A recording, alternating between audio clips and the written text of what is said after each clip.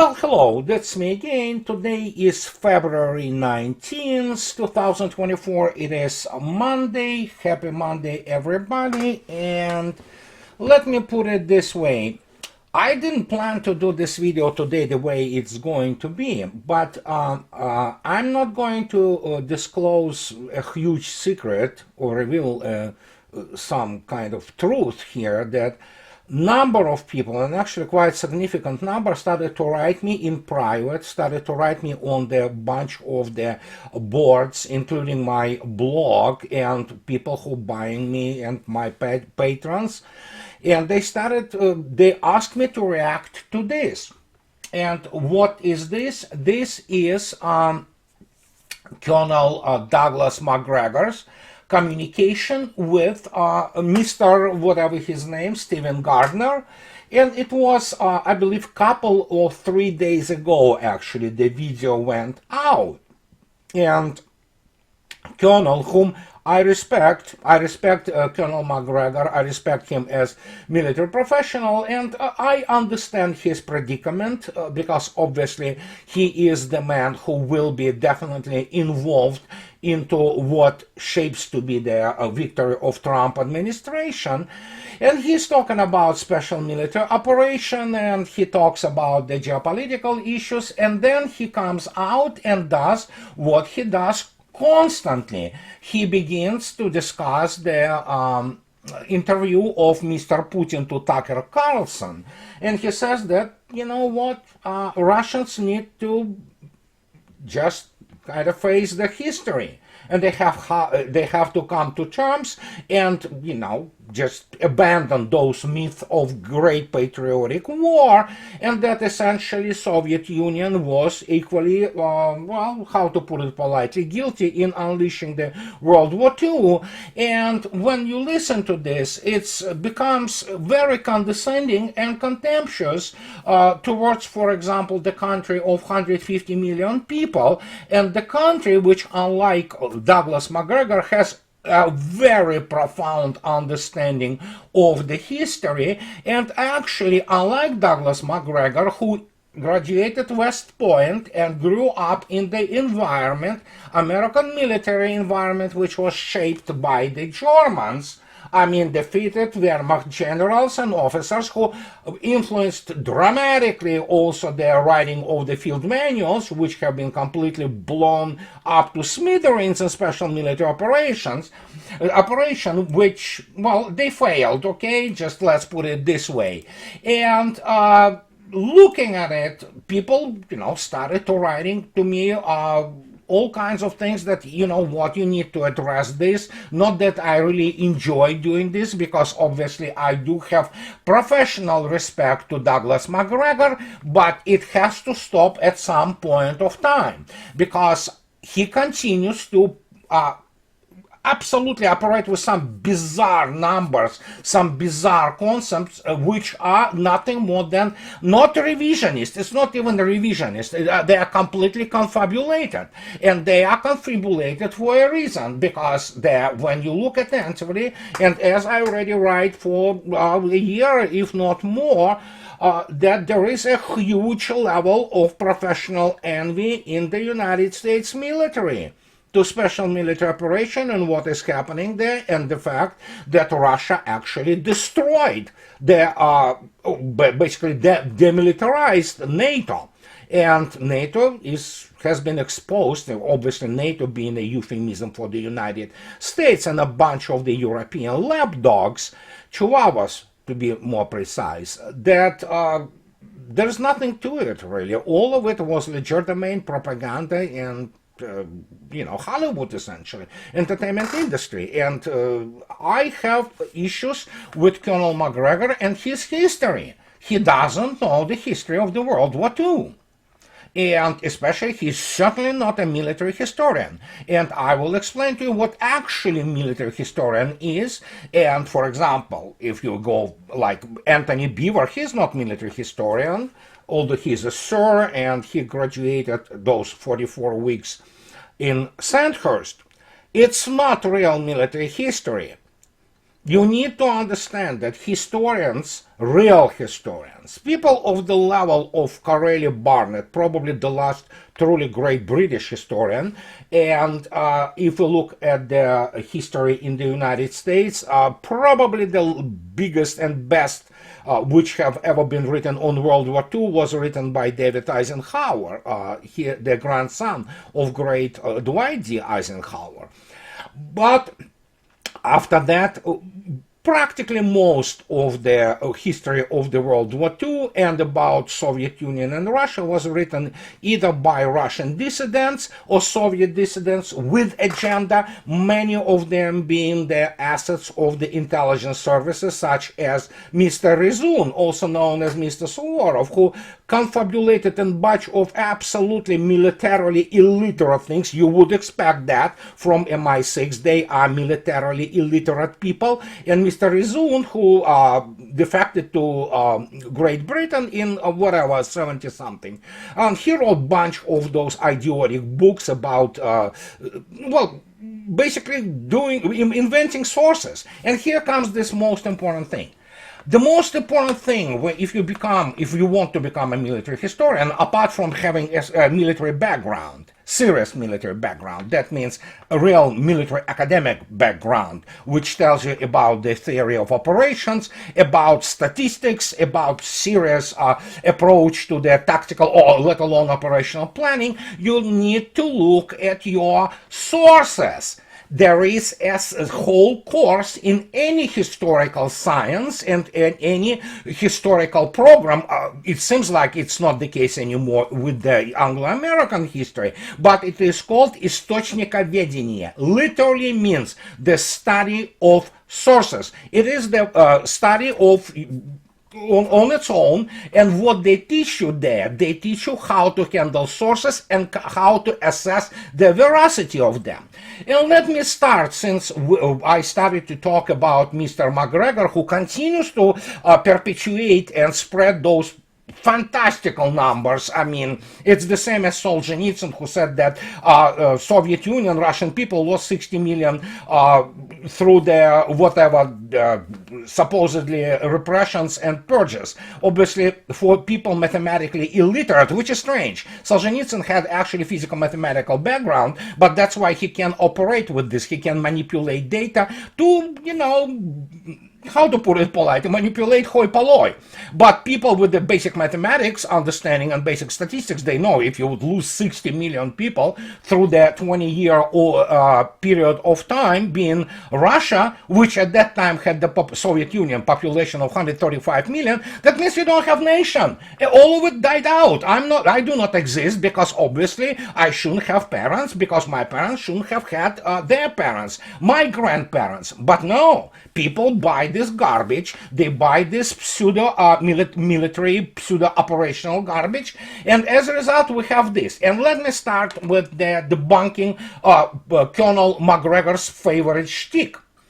I don't know, most likely we will talk about it. This could be the issue of the serious professional envy of what is happening today with the special military operation, and eventually, especially when the war is decided now, for Douglas Macgregor being the man of very possible, as I already stated, perspective of becoming part of the hopefully Biden, not Biden, Trump administration, his favorite shtick, you know, is to kind of distance himself as not being accused of some kind of, you know, Russian propagandist, I think. And he certainly has the Cold War mentality. He never, how to put it politely, rejected it, because obviously everything, practically everything what the United States as a general or Western cultural milieu knew about Soviet Union is garbage. It's primarily the confabulated picture of some Mordor. And let's start with this 1 million Red Army soldiers who Stalin executed. You know, he threw them into the battle, you know, and those who didn't go there, they have been executed. Well, there have been execution, make no mistake. But where the number of 1 million comes from? And let me show you where this is the original source of this 1 million numbers, which obviously Mr. McGregor loves to use. What you see here, this is one the shyster, Mr. Karaulov, it's 1998 interview of Mr. Astafyev. Who is Mr. Astafyev? Mr. Astafyev was the enlisted through the Great Patriotic War, who has been promoted because he was started to write after graduating some literary courses. The guy actually doesn't have serious, real academic education, but he started to writing about, in the Great Patriotic War, what is called the soldier truth. What is soldier truth? It's this trench truth. And he obviously wrote about this kind of hardships and horror of war, which he wasn't the first, he wasn't the last. Many people wrote about it. And so because of that, because he was the representative of what would have been the worker peasant, so to speak, strata in the Soviet Union, he was awarded all kind of awards, from state awards to all kinds of the bonuses and things of this nature. So he evidently at some point of time, being the man of, as is well documented, being very petty and not very cultured, he lost the touch with the reality. And when the Soviet Union collapsed, guess what? He went openly on record stating that he wanted a Nobel Prize in Literature. And in order for you to get a Nobel Prize in Literature, what you have to do, yes, you have to go out and smear with excrement everything whatever happened in the Soviet Union, including the things which of course have been indeed, you know, the issue of purges and repressions. They did happen, nobody denies it. And so the guy, in order to suck up to this, you know, Nobel Committee, in interview to this other shyster Karaulov in 1998 states that, oh yeah, look how bad it was, and yes, we had a million Red Army soldiers executed in 1941, 1942. So obviously he completely pulled this number out of his ass. And what the issue here, apart from the fact that, for example, McGregor still thinks that, yes, Soviet Union bears responsibility for World War II, guess what? Actually, the numbers are very well known.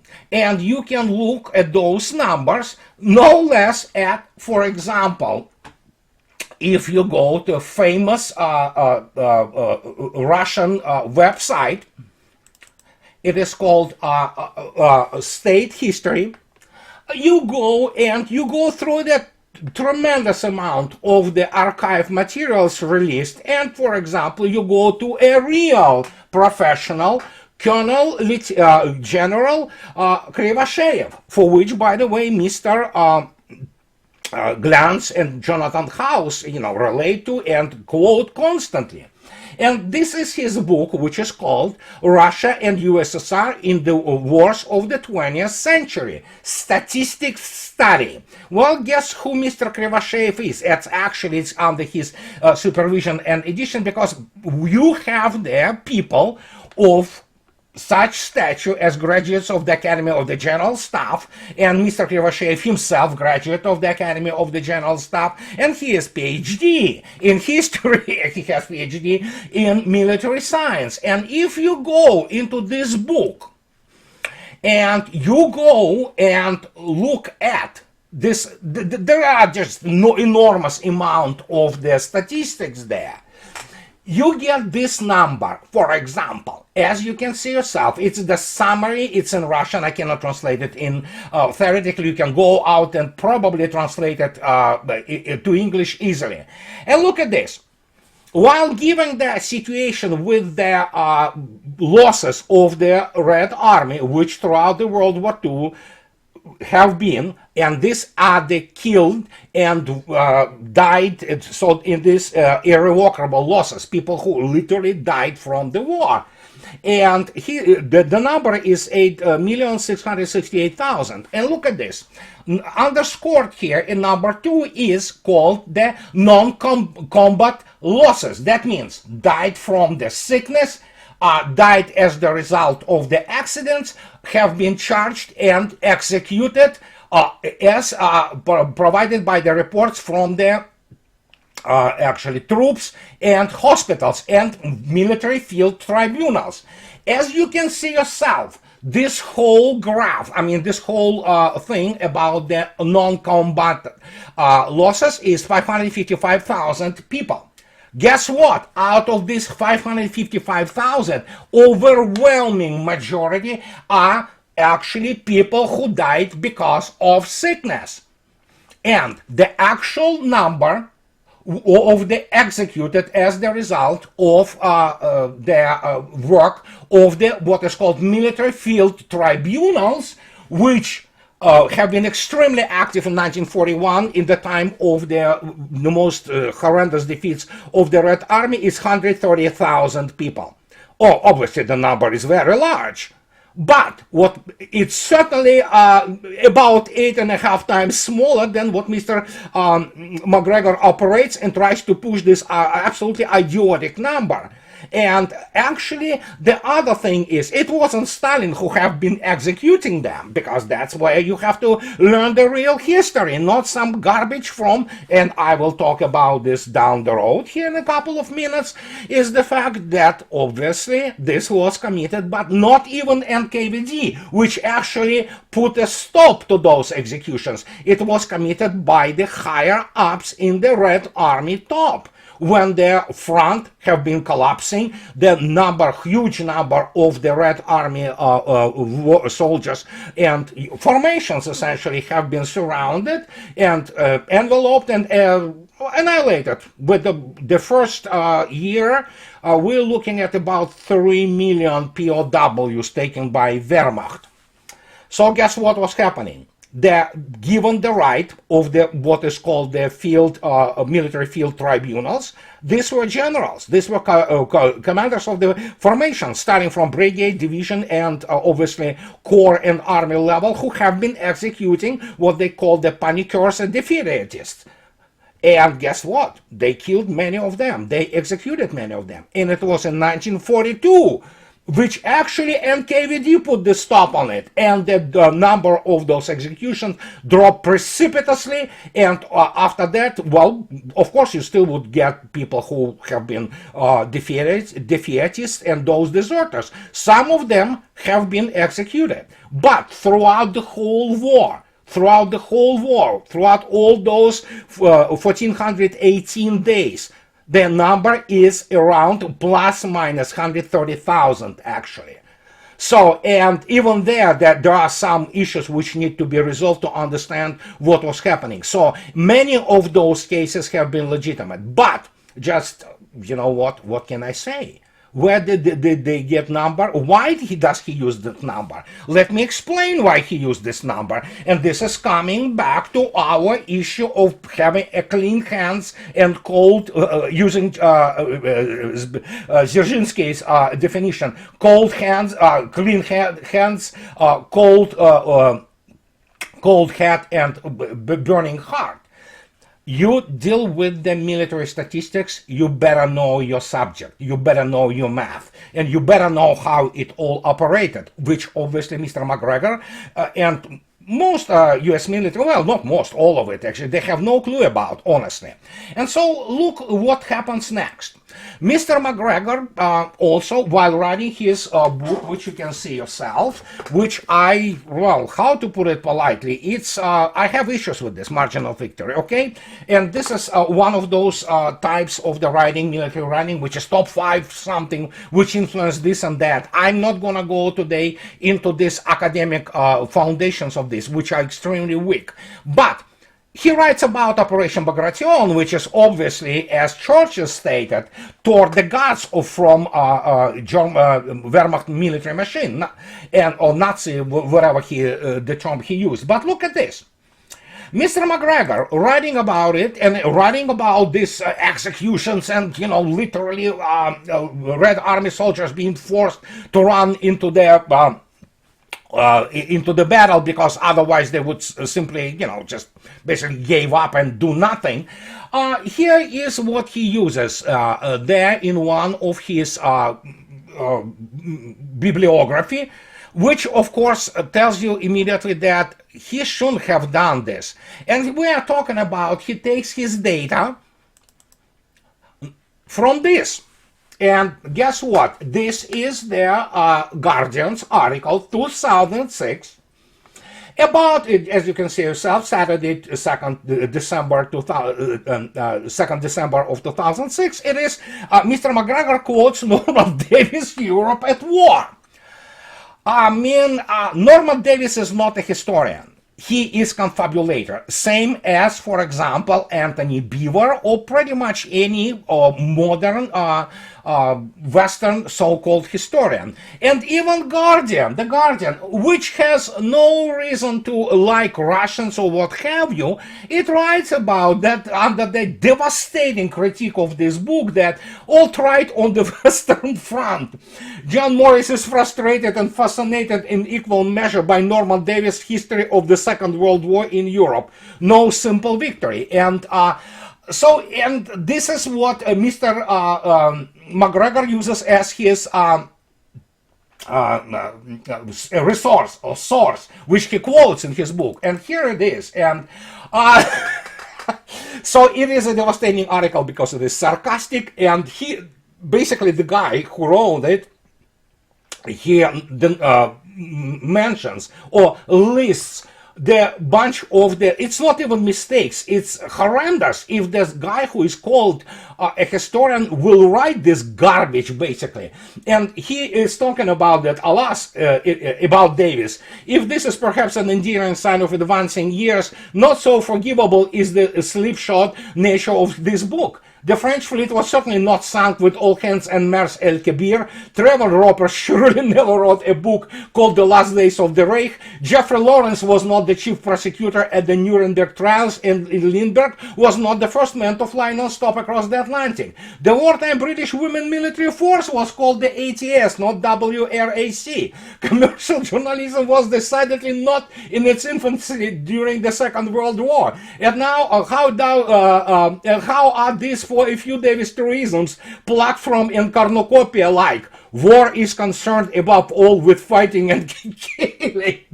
Courage and virtue were not the preserve of elite fighters. Well, actually, it's not true. There were many courageous and, steadfast people there. Every single one of those 10 million POWs was an individual person. Soldiering is a profession whose participants have always risked death, wounds, and mutation. Oh, no crap, really. This is first time I hear this. I'm being sarcastic, of course. All soldiers have to be trained. And so they just disassemble this book as the absolute garbage, which is filled with mistakes. All those things which, of course, Davis, being a British guy, he was actually Polish nationalist. And if I end up upon an anachronistic note, Davis certainly does not beat the drum for Britain or any other nation, except perhaps his beloved Poland, and who could resent that?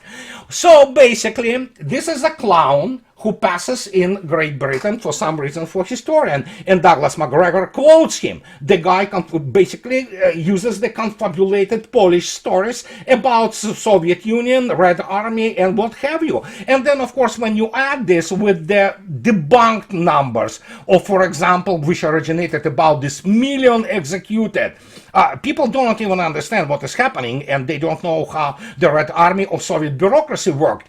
But as I already stated, it was NKVD. It was this future KGB which stepped in also and stopped this thing, because they understood, as did Stalin, for example, that you cannot constantly execute the most valuable resource, which are people, which are soldiers. And if you think so that I'm doing somehow, apologetics for that, well, let me tell you. You go, for example, and this is just another thing. Look at this. Do you know what I'm showing you? It's in Russian. It is the, which is called the organs of the state security during the years of the Great Patriotic War. This is collection. I just show you the part of it. It's huge. It is actually collections of the documents from the archives of the NKVD, later KGB, and today FSB. This is from the FSB official site. And look at this. You can see the volume upon volume upon volume of the documents, which show and debunk pretty much all this garbage which is being used in the United States, for example, with current so-called, military specialists. And you can go out there and you can download all those gigantic amount of the documentation or documents from those archives. Just to give you example, here's Mr. Patrushev. And here is one of the volumes of this. Mr. Patrushev at that time was the chairman of he, by the way, PhD in law, Colonel General Patrushev. Do you know him, right? He is the secretary of the Russia Security Council today, a big honcha. Here's one of the gigantic volumes of the documents. As you can see yourself, it is the Federal Security Service, which is FSB, and Academy of the Federal Security Service. And here it is, for example, Volume 2, Book 1, The Beginning, about organs, 22 June, 31 August 1941. It was released in 2000, and pages upon pages upon pages, volume upon volume upon volume of those documents, including, of course, Russians, red people, so to speak, Stalin, knowing that Hitler was preparing what we all know. And just to give you example how misguided and how, pardon me, illiterate those people are, those colonels and generals of the US Army about this. I wrote about this actually in my first book, which was, 7 years ago. Look what I write. This is excerpt. And this is about the myth, so-called, as Mr. McGregor says, that Russians allegedly are as culpable in the unleashing of the World War II as Hitler was. Look at this. It is all American exceptionalism. It is also the gigantic level of the professional envy, because obviously US Army never reached the scale and scale of both of operations and achievement which was done by the Red Army and the Soviet Union. And here it is. In reality, such a set of moralizing attitudes among America's intellectual class was nothing new. In the foundation of such attitude, there was more than just some political or even ideological, albeit still present, reasoning.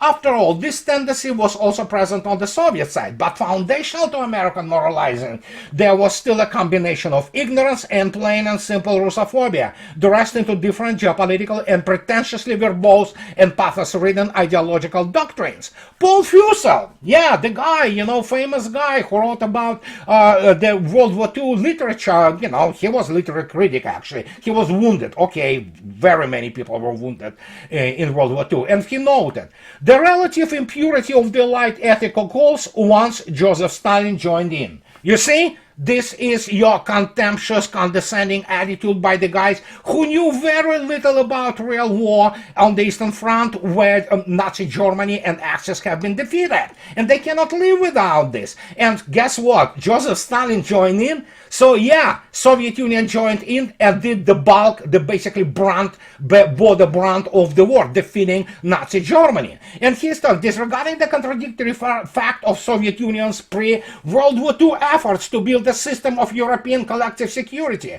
headed by the People's Commissar of Foreign Affairs Maxim Litvinov, and the sabotage of this effort by the very people to whom Fussell ascribed some ethical cause, as does Mr. McGregor, not understanding that it was the actually Western allies who sabotaged all. The pictures of Anglo-French sabotage of collective security were well captured by Alexander Werth in his seminal Russia at War, 1941-1945, where he didn't hesitate to point out a complete inadequacy of British and French state institutions to the task of containing Hitler. And the great, truly great British late Corelli Barnett, he absolutely demolishes the British foreign policy and French about specifically in regards to the fact that how they sabotaged the whole collective security to stop Hitler. Yet Mr. McGregor continues to use the absolute confabulation, absolute lies. I mean, those things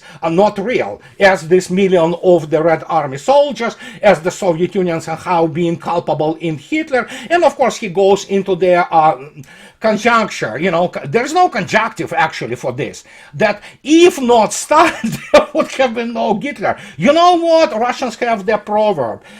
There is no conjunctive in history. If the grandma had balls, she would have been a grandpa, albeit for the modern West, nobody knows how it works. And this is just the part of the problem. Most what they know, I mean, most what they know in the US military circles today about war, they know nothing really. They know some pieces and bits. They do not understand how real war, we're talking about war. Not some kind of the, campaign like, defeating the third-rate Iraqi army, beating the crap out of the 5-year-old kid by the MMA fighter in the sandbox. So, and pretending it to be such some kind of achievement. And when we look at this, it's this thing doesn't stop. It goes on and on and on, and just to demonstrate to you, here's Mr. Rudskoy. Who is Mr. Rudskoy? He is the guy who is as important as Mr. Gerasimov. He is the chief of the main operational directorate of the of General Staff. He is the guy who under whose guidance the whole operations are planned. And look what he says yesterday. General Staff of the Armed Forces of Russian Federation. NATO soldiers participate in battles in Ukraine under the guise of mercenaries. We knew that, but now you have the Russian General Staff officially stating it and emphasizing it. The military of the North Atlantic Alliance under the guise of mercenaries are taking part in hostilities in Ukraine. This statement was made on February 19th by the Chief of the Main Operational Directorate of the General Staff of Russian Armed Forces, First Deputy Chief of the General Staff, Colonel General Sergei Rudskoy, in an interview with the Krasnaya Zvezda, Red Star newspaper.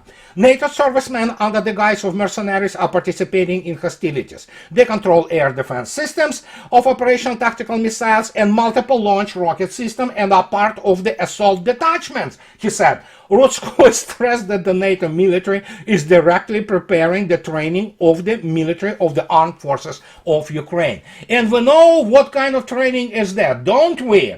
After especially Avdiivka and after, well, the last few days have been really fruitful. And as I already shown you before, I mean, what kind of training could they provide? When you do not have, again, the field manuals, your whole doctrinal and TRADOC, training and doctrinal structure, essentially, as they hold it, the TRADOC command, doesn't matter if you put those guys on the in the modern war on the field as one or two advisors who train so-called those armed forces of Ukraine. Armed forces of Ukraine can train Pentagon and US Army how to fight. That's the funniest thing. And as I already showed, the Ukrainian army started to simply ditch all those training. And if just that hasn't been enough, just to show you, here's the Mr. Daniel Davis, Lieutenant Colonel Daniel Davis, talking to, guess what? Matt Van Dyke. Here's the guy, here's a shyster who actually have been traveling military adventurers, probably some kind of the intelligence asset, but he is more like, archetype. And for years, of 2 years of the special military operation, he was talking about how bad things are going for Russians.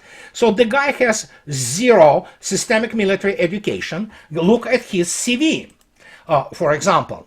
And when you look at his CV, you can see yourself what he is. Van Dyke received his bachelor's degree in political science, and so he began to, study Arab world. Van Dyke later studied in security studies program at Georgetown University. Garbage programs can throw them away because the bunch of the strategies which are written there are written by US and British ignoramuses. And so here's the guy who went on to, just basically traveling around all kinds of conflict. So the guy gets into their special military operation, and he begins to speak to all kinds of people like Daniel Davis and pretending that he knows something. something. Well, guess what? He created the organization which is called Sons of Liberty. And when you look at this, it's some kind of junky, website. It collects money, and they prepare some kind, of training, like, disable the minefields and things like that. Yeah, sure. Look at this, photos. The guy with the Kalashnikovs in some trenches. My God. So the guy probably would be able to command, and I don't know how well he will be able to command the squad in the modern, for example, Russian military. He is definitely not military professional. He is military adventurist. And we have this constantly. And even people who sometimes, like Douglas Macgregor, they come out and expose to a certain degree, sensible military assessments. When you look at this, you begin to understand there is something going on under the surface there. Something is boiling there. And what is boiling there is what I am on record. I never hid it, and as I state as of lately constantly, I do not recognize the country I'm in now.